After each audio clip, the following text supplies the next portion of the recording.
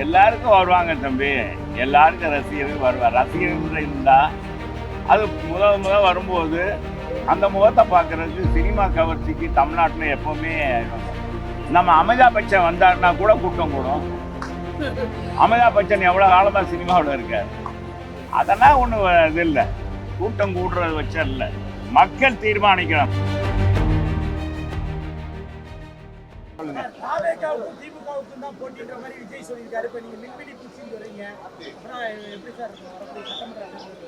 Sir, களத்துக்கு களத்தில் பணியாற்றுறவங்க எங்களுக்கு தான் தெரியும் யாருக்கு யார் போட்டி என்பது. மக்கள் தான் எஜமானருக்கு. இது சினிமா வசனம் இல்லை. அவர் அப்படி சொன்னாரான்னு எனக்கு தெரியாது. நீங்கள் கேட்குறீங்க, நீங்கள் பாட்டுக்கு ஊடகங்கள் ஏதாச்சும் ஒரு கேள்வியை போட்டுட்டு அப்புறம் செல்லூர் ராஜு இதை சொன்னார், விஜயை சாடினார். ஏப்பா, முதல் ஆண்டுல தொடக்கத்தில் எல்லாரும் மகிழ்ச்சியா இருக்கணும் வேண்டிட்டு வந்திருக்கோம்.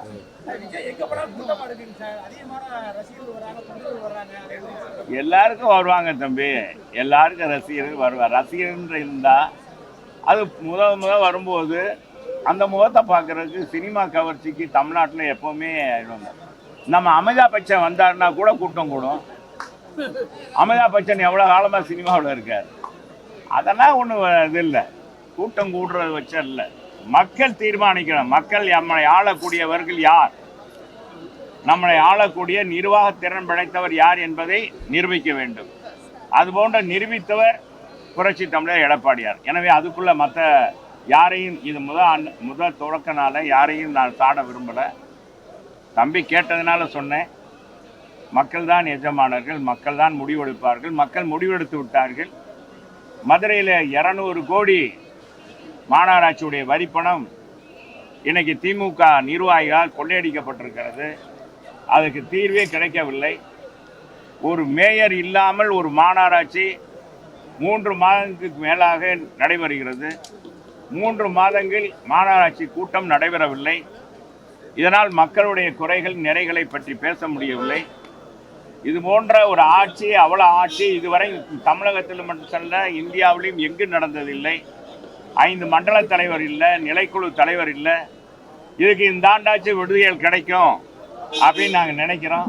இல்லைன்னா அவர் மாநகராட்சி அவங்க அவங்க மாமன்ற உறுப்பினர்கள்லாம் அவர் ராஜினாமா செய்ய சொல்லிடலாம். திமுக தலைவர், மாண்புமிகு முதலமைச்சர். ஏன்னா யாருமே சரியில்லைன்றதுனால தானே அவர் தேர்ந்தெடுக்கலை. இல்லைன்னா தேர்ந்தெடுத்திருப்பார். எல்லாம் 69 மாமன்ற உறுப்பினர் இருக்காங்க, யாரையும் ஒரு ஆளை கூட தேர்ந்தெடுக்க முடியல. ஒரு மேயரை தேர்ந்தெடுக்க முடியல, 5 மண்டல தலைவரை தேர்ந்தெடுக்க முடியல, நிலைக்குழு தலைவரை தேர்ந்தெடுக்க முடியல. இங்க இருக்கிற நான் தாண்டா வீரன் அப்படின்னு இங்க இருக்கிற 2 அமைச்சர்கள் பேசுறாங்க. எனவே இந்த ஆட்சி நம்ம 23ஆம் புலிகேசி ஆட்சியை போலதான் இருக்கிறது என்பதை தெரிவிச்சுக்கிறோம். வேற என்ன?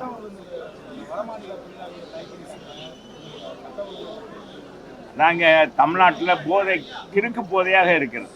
தமிழ்நாட்டில் கிறுக்கு போதை, அந்த போதை அடித்தாலே சரி என்ன செய்யறேன்னே தெரியும். அதனால் 5 வயசு பாப்பாவிலேருந்து 85 வயசு பாட்டி வரைக்கும் இந்த நாட்டில் தமிழகத்தில் பெண்களுக்கு பாதுகாப்பே இல்லாத சூழ்நிலை இருக்குது. கற்பழிக்கப்படுறாங்க. எனவே அவங்க இது இந்த போதையை ஒழிக்கணும் அப்படின்றது.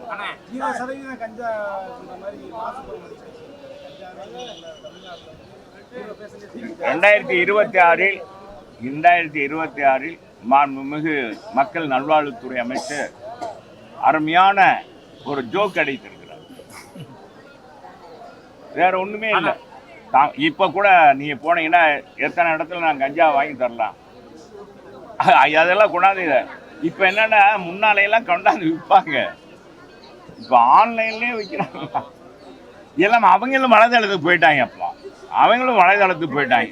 போதை கடத்துறவங்க, இந்த கஞ்சா கடத்துறவங்க கூட பார்த்தீங்கன்னா, கஞ்சா வைக்கிறவங்க கூட டோர் டெலிவரி பண்ணுறாங்க. இந்த அமேசான், இந்த இது என்னப்பா, ஜொமேட்டோ, இன்னொன்று என்ன,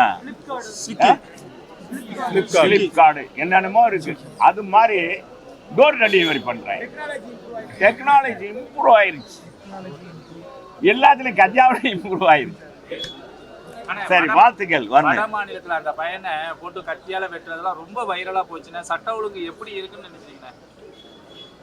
அது 2வது நாள் நாள் நடந்தது தெரியுமா? ஒரு 3 போலீஸ் இருக்காங்க, 3 போலீஸே அடிக்கிறான். ஒருத்த விரட்ட அப்படின்னு விரட்டிட்டு போறான். போலீஸ் பயந்துட்டு போறாங்க. ட்ரெஸ் போட்டிருக்காங்க, விரட்டுறான். இந்த பக்கம் விரட்டுறான், இந்த பக்கம். 2 பேர் போலீஸ் ஸ்டேஷன் கொண்டு போறாங்க. காவல் நிலையத்தில் கொண்டு போனா காவல் நிலையத்தையே சூறையாடி விட்டான். எஸ்ஐ இருக்கிறாரு, சப் இன்ஸ்பெக்டர், இன்ஸ்பெக்டர் எல்லாரும் இருக்காங்க. எல்லாத்தையும் சதாய்க்கிறான். அது நாள். அடுத்த நாள் வட மாநிலத்தில் வெட்டுறான். அம்பாட்டு சதக்குன்னு. அந்த பையன் பாவம், என்ன மொழியும் தெரியல, எதுக்குடா வெட்டுறான்? தமிழ்நாட்டுக்கு வந்த பாவமா? ஏன்னா நான் வேலைக்கு தானே வந்து என்னையப்பா வெட்டுறீங்கன்ற மாதிரி இருக்கு. பாவமா இருக்கு. எல்லா பெண்கள்லாம் ரத்த கண்ணீர் வடிக்கிறாங்க. அது ஒண்ணு போதாதா இந்த ஆட்சி மாற்றுறதுக்கு? என்ன சொல்றீங்க? சரி வரேங்கப்பா. செய்திகளை உடனுக்குடன் தெரிந்து கொள்ள கீழ்கண்ட கேபிள் மற்றும் டிடிஹெச் நெட்வொர்க்குகளில் எம்நாடு செய்தி தொலைக்காட்சியை காணுங்கள். பாதகம் செய்பவரை கண்டால் நாம் பயம் கொள்ளலாகாது பாப்பா. மோதி மிதித்துவிடு பாப்பா, அவர் முகத்தில் உமிழ்ந்து விடு பாப்பா.